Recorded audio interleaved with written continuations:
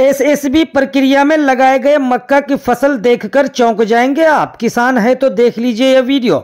आपको बता दें कि एसएसबी प्रक्रिया में मक्का लगाने के लिए खेतों में हल चलाने की ज़रूरत नहीं और ना ही मक्का के पौधों पर मिट्टी चढ़ाने का झंझट। बस धान काटकर फटाफट बिना जोताई के ही मक्का लगा सकते हैं आप।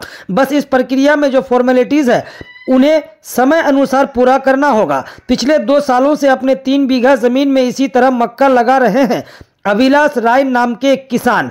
उन्होंने बताया कि इस तरह मक्का लगाकर उन्होंने अच्छा खासा बचत भी किया है और ज़्यादा परेशानी भी नहीं हुई है। चैनल पर अपलोड पिछले 2-3 वीडियोस में मैंने बताया है कि इस तरह मक्का लगाने का तरीका क्या है।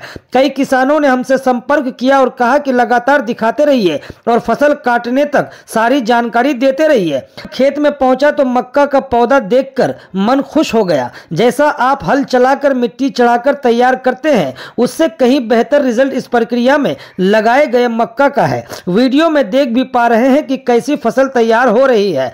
आप भी इस प्रक्रिया में लगाना चाहते हैं मक्का तो नज़दीकी कृषि दफ्तर से संपर्क करें और वहां आपको सारी जानकारी दी जाएगी। बिना जानकारी के लगाने पर नुकसान भी हो सकता है, लेकिन जानकारी लेकर लगाएंगे तो आपको लाभ होगा और खासा बचत भी होगा। सुनिए अभिलाष राय जो 3 बीघा खेत में बिना हल चलाए मक्का लगाए हैं, उन्होंने क्या कहा और कितना उनका बचत होता है।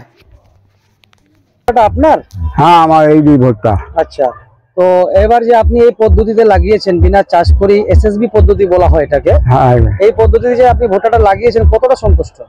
অনেক সন্তুষ্ট। আমি গতবার যা লাগাইছিলাম সেই হিসাবে এবার একটু কিছু পোকায় আমার ধ্বংস করছে, তাছাড়া সময় মতো আরো তো সময় মতো দিতে পারতাম যদি ওষুধ বিষয়, তাহলে ভুট্টা আমার বিখ্যাতই হইতো।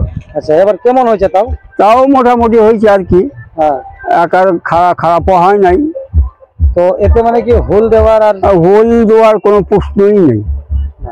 হোল দেওয়া আর অন্য কোনো কাজ করার কোনো প্রশ্ন নেই।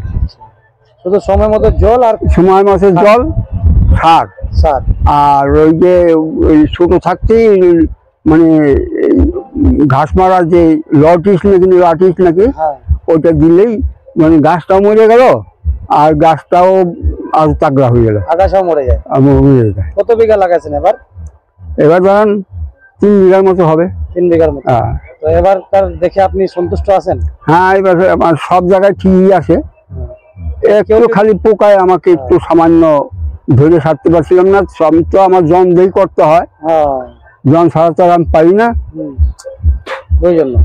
ওই জন্য একটু পোকার ওষুধটা দিতে একটা জন আনতে ই করতে একটু টাইম হয়ে গেল, তার জন্য পোকাটা বেশি।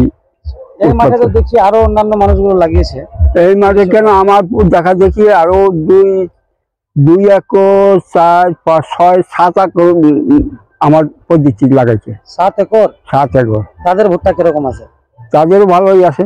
আচ্ছা আচ্ছা, অনেকেই বলে এই পদ্ধতিতে ভুট্টা লাগালে বলে নাকি লস হয়ে যায়।